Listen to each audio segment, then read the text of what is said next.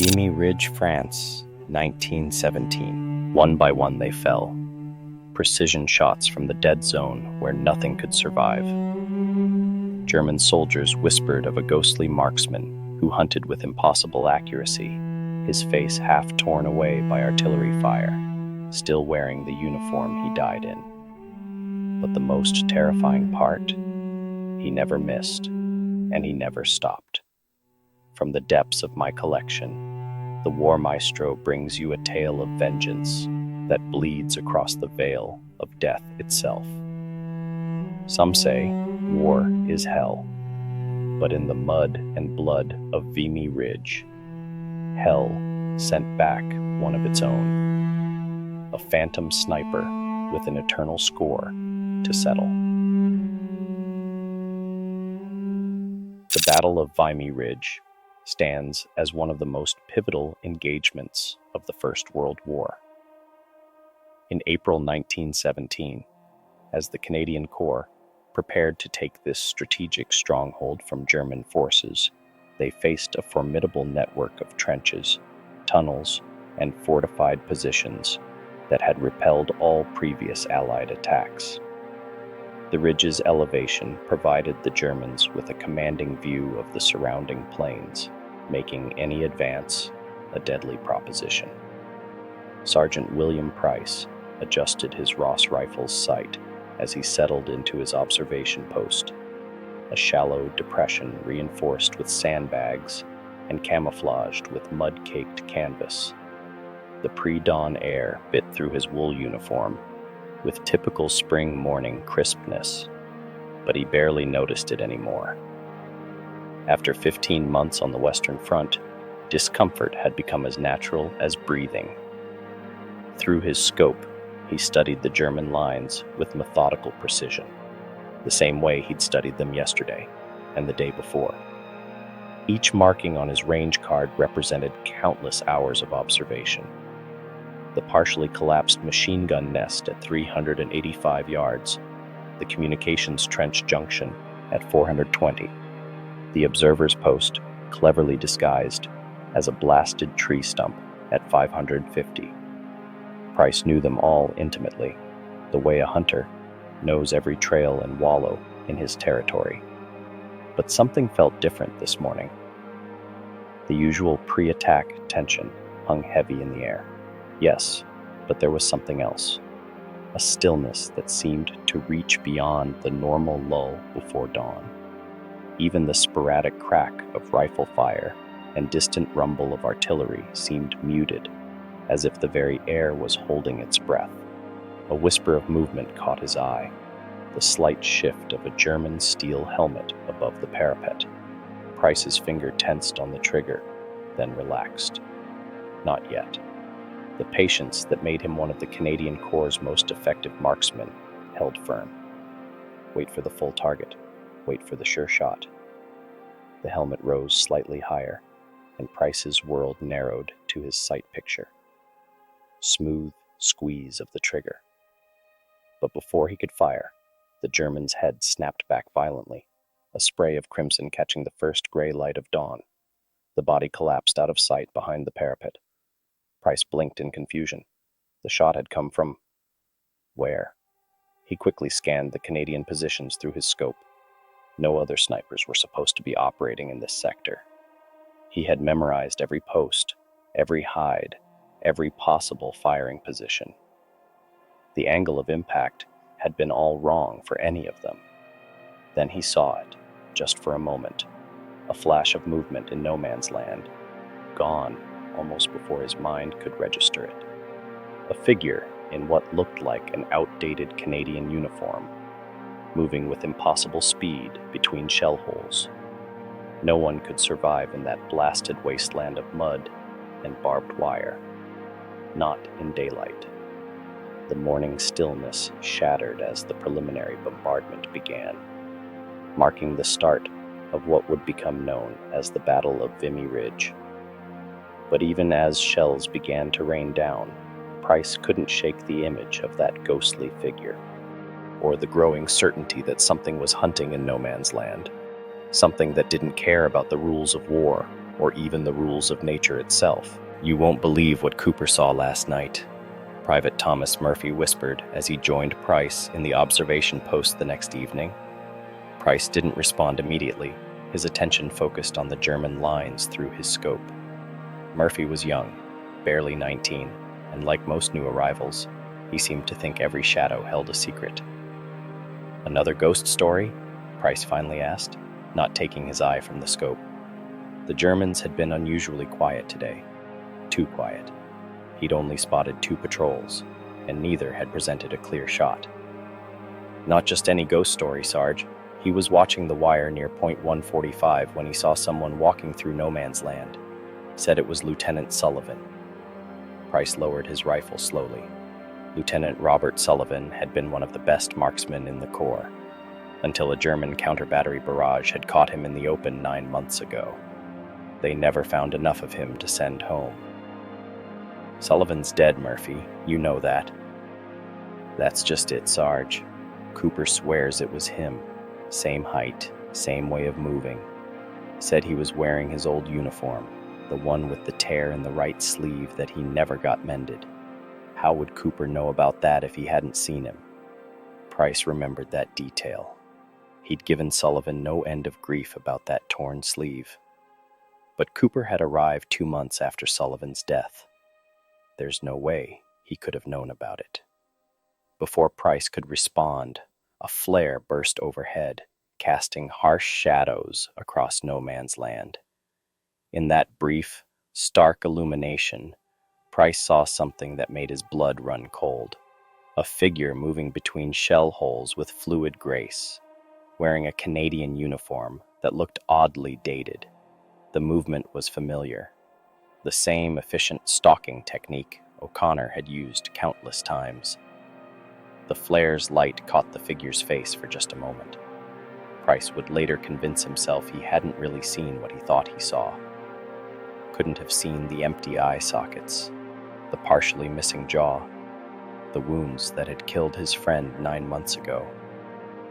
3 shots rang out in quick succession.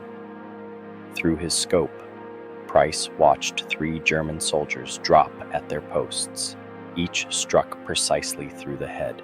Impossible shots from an impossible angle by an impossible shooter. "Jesus, Mary, and Joseph," Murphy breathed. "Did you see?" "Log it as unknown sniper activity," Price cut him off sharply. "That's all we saw. That's all we're reporting." But as darkness fell over Vimy Ridge, Price found himself remembering O'Connor's last words to him. "Someone has to watch over our boys, Will, no matter what it takes." The grand offensive was scheduled for dawn. In the hours before the attack, Price found himself in the forward trench with Captain Harrison, reviewing final preparations. The air hummed with nervous energy as thousands of Canadian soldiers waited for the signal to advance.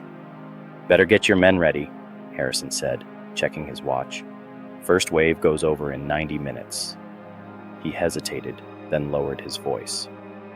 "Have you seen the latest casualty reports from the German lines?" Price nodded. Over the past 3 days, German sniper positions had been systematically eliminated. 38 confirmed kills. Each shot had been perfect, impossible even for the best marksman under ideal conditions. The Germans were getting desperate, rotating their troops more frequently, doubling their sentries. "Command thinks we have a secret unit operating in no man's land," Harrison continued. "But I've checked every roster, every special assignment. There's nothing." A nearby soldier suddenly grabbed Price's arm. "There, by the old crater," he hissed, pointing into the pre-dawn gloom.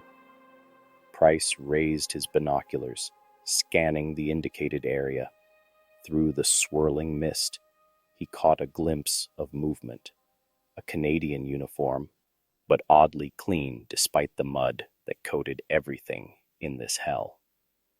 The figure turned slightly, and Price saw the distinctive shoulder patch of the 7th Battalion. Sullivan's old unit, disbanded months ago after heavy losses. The figure raised a rifle that looked like the earlier model Ross. the same type Sullivan had refused to trade in, claiming it was lucky. 3 shots cracked through the dawn stillness. Through his binoculars, Price watched 3 more German observers fall. "Bloody hell," Harrison breathed. "I've never seen shooting like that." He turned to Price. "That position's been giving us hell for weeks. Best German sniper on this sector. How did—" "Sir," a runner appeared, clutching a message. "German prisoner just brought in. Says their men are refusing to man the forward positions. They're talking about a Canadian ghost sniper who can't be killed. Say it's revenge for some massacre near Ypres last year." Price felt his blood freeze. Sullivan had died investigating reports of German units executing Canadian prisoners near Ypres.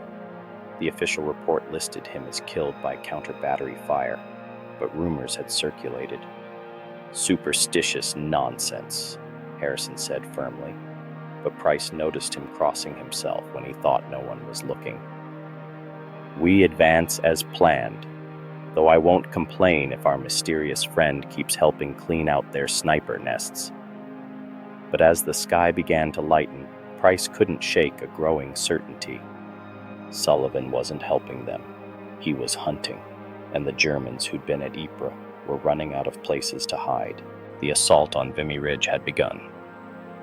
Through the thunderous barrage of artillery and the chaos of advancing troops, Price tried to focus on his mission. As a senior marksman, he was tasked with providing covering fire for the advancing infantry, but his thoughts kept returning to Sullivan and to the growing pile of reports on his desk, each one describing impossible shots from impossible positions. He'd spent hours trying to rationalize it. Battle fatigue, mass hysteria, the mind playing tricks in the heat of combat. But the evidence kept mounting, like the German officer's journal they'd recovered that morning. April 8, 1917. The Canadian ghost sniper claimed 3 more today. Hauptmann Weber swears he saw the shooter's face, says half of it was missing, torn away by artillery. Weber was our best counter-sniper. Now he's requesting immediate transfer, claiming the dead are hunting us for what we did at Ypres. The men whisper that this is punishment for the massacres. They say no living marksman could make these shots. "Sarge!" Murphy's voice snapped Price back to the present. "Movement in Sector 7. Through his scope, Price spotted a German machine gun crew scrambling to set up their weapon. He drew a bead on the gunner, but before he could squeeze the trigger, the familiar crack of a Ross rifle split the air. The entire crew dropped in rapid succession. 5 shots, 5 kills, all perfectly placed. Then, Price saw him clearly for the first time since this began. Sullivan stood in the open, completely exposed, his uniform untouched by the mud and blood that coated everything else. Through his scope, Price could see his old friend's face, or what remained of it. The wounds that had killed him were clearly visible, but the hands holding the rifle were steady as ever. Sullivan turned and looked directly at Price. A voice that seemed to come from both everywhere and nowhere whispered, "They need to pay, Will. All of them. You saw the bodies at Ypres. You know what they did to our boys." The artillery barrage had stopped, Price realized. In fact, all sound had stopped. The entire battlefield seemed frozen in that moment. "This isn't right, Robert," Price found himself whispering. "You're dead. I saw what was left of you." The thing that had been Sullivan smiled with what remained of its face. Dead? Yes. Gone? No. Not while there are still butchers wearing German gray. Not while there are still debts to be paid. The world rushed back in a deafening cascade of battle sounds. When Price's vision cleared, Sullivan was gone. But in the distance, more shots rang out, each one finding its mark with supernatural precision. As night fell over Vimy Ridge, The Canadian advance had secured much of their objective, but at a terrible cost. Price found himself alone in an advanced observation post, formerly a German position. The bunker still held evidence of its previous occupants' hasty departure: half-empty coffee cups, abandoned equipment, and a logbook filled with increasingly frantic entries about the ghost sniper. The last entry caught his eye. "The Canadian Phantom follows us everywhere. Schultz recognized him. Says he was one of the officers we executed at Ypres, the one who wouldn't stop asking questions about the missing prisoners. We thought artillery would silence him forever. We were wrong." A cold wind swept through the bunker, carrying with it the metallic scent of blood and cordite. Price felt rather than heard Sullivan's presence before he saw him, standing in the doorway, rifle held casually at his side. In the dim light, the supernatural nature of his appearance was undeniable. His uniform pristine, despite the mud and gore covering everything else. His fatal wounds, clearly visible, yet somehow not bleeding. "You've read it then," Sullivan's voice echoed oddly in the confined space. "Now you know the truth. They didn't just kill me, Will. They killed 23 of our wounded, lined them up and shot them. I was investigating when they caught me. The artillery barrage was just their cover story." Price's hand tightened on his rifle. "Robert, this has to stop. The line's advancing. The ridge is nearly ours. It's over." "Over?" Sullivan's laugh held no humor. "Look at your maps, Will. Check the roster of German units opposing us. 3rd Company, 261st Regiment. They're here. The same ones who did the killing at Ypres. They've pulled back to the secondary trench line, but not for long." Price felt his blood run cold. He had seen those unit designations in the intelligence reports. "What are you planning?" "They're preparing a counterattack, 2 hours before dawn. They think they're safe in their deep bunkers." Sullivan's ruined face twisted in what might have been a smile. "I need your help, old friend. One last hunt, for justice, for our boys who never made it home." "This isn't justice," Price argued. "It's vengeance." "Is there a difference?" Sullivan's form seemed to flicker in the darkness. "You have to choose, Will. Help me end this, or watch me do it alone. But know that your choice will haunt you, one way or another." The weight of the decision pressed down on Price like physical force, to help a ghost pursue vengeance, or to stand by while more blood was shed. Either way, he knew this night would mark him forever. Price made his decision. He couldn't let this continue, couldn't allow Sullivan's vengeful spirit to keep killing, no matter how justified it might seem. He had to find a way to stop this, or at least try to reason with whatever his friend had become. The pre-dawn hours found him picking his way through the warren of German communication trenches, following the sound of sporadic rifle fire. The counterattack preparations were clearly underway. He could hear the muffled sounds of troops mustering in the deep bunkers, officers shouting orders in hushed German. Each crack of Sullivan's rifle was followed by a death cry, or the thud of a falling body. The phantom sniper was methodically eliminating every German soldier who ventured above ground, hemming them in their own trenches. Price recognized the tactic. Sullivan was forcing them to bunch up in the bunkers, trapping them for what was to come. "Enough," Price called out, knowing Sullivan would hear him. "These men weren't even at Ypres.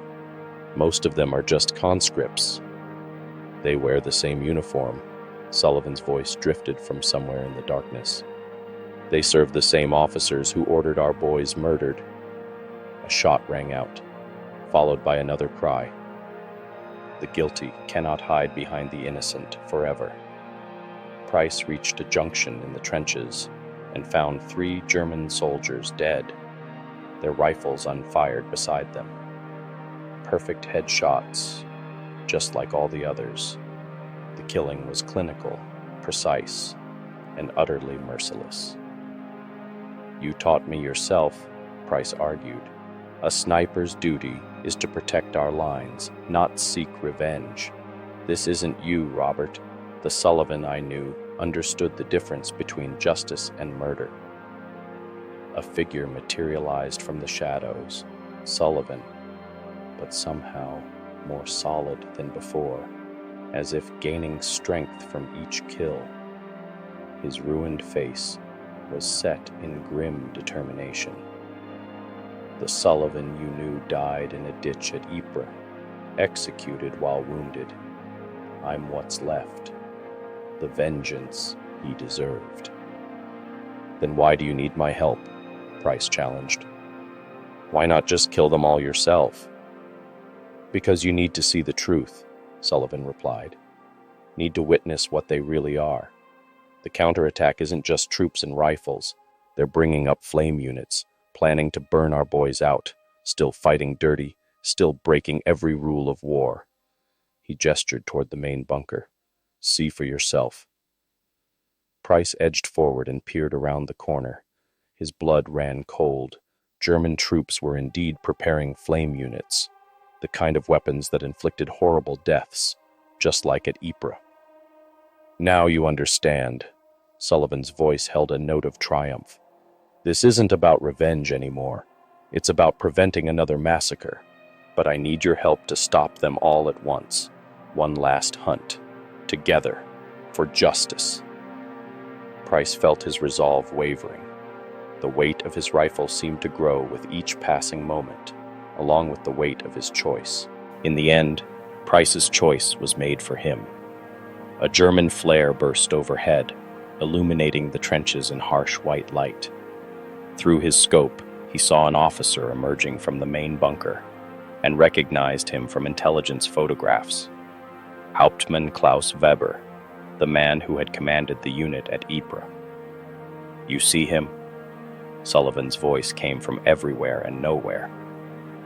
"That's the one who gave the order, who had our wounded lined up against a wall, who laughed as they died." Price's finger tightened on the trigger, then relaxed.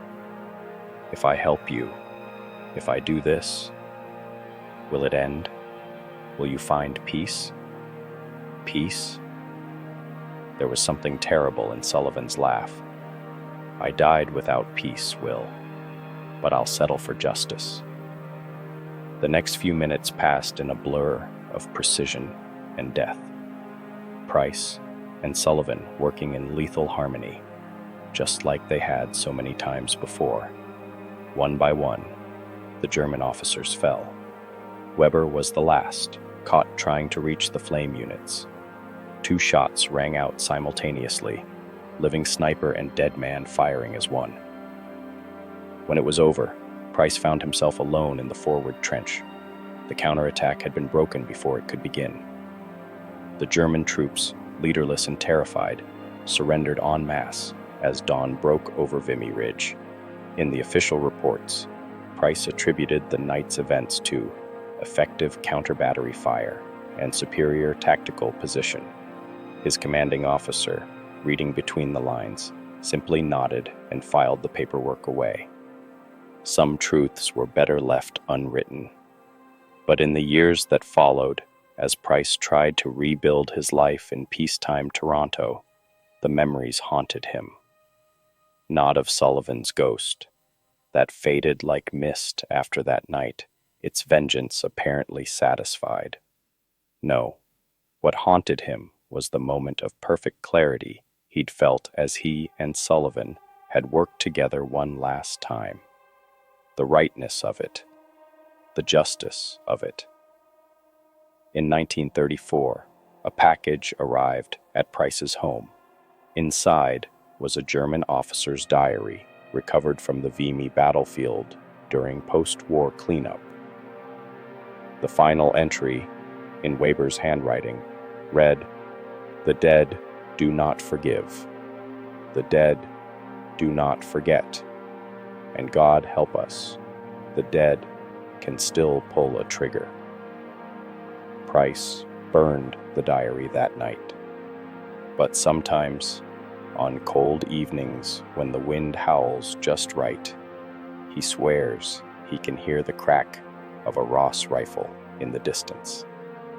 And he wonders if Sullivan is still out there, still hunting, still seeking justice for fallen comrades in forgotten corners of old battlefields. Because some debts can never be fully paid, some wounds never truly heal, and some guardians never abandon their eternal watch, no matter how many decades pass, no matter how many shots it takes. The Battle of Vimy Ridge would be remembered as a great Canadian victory, a defining moment for the nation. But in the official histories, in the medals and memorials, there would never be any mention of the phantom sniper who helped secure that victory, or the living one who chose to aid him in his final hunt. Some stories, after all, are better left as whispers in the dark. If this tale from the War Maestro's archive left its mark on you, there's a place for you in our ranks. Take aim at that subscribe button, but check your scope first. Sometimes, on cold nights, you might catch glimpses of other watchers in your crosshairs. Ring that notification bell. You'll want to know when our next wartime horror file is declassified. Share this story with those who understand that some battlefields never truly fall silent, and some soldiers never stop their eternal watch. Leave a comment below. Have you ever felt an unexplained presence while looking through your rifle scope? Or perhaps you've heard whispers of other supernatural guardians in military history. Remember, in every war, there are stories that never made it into the official reports. And somewhere out there, a phantom sniper might still be watching, still hunting, still seeking justice for fallen comrades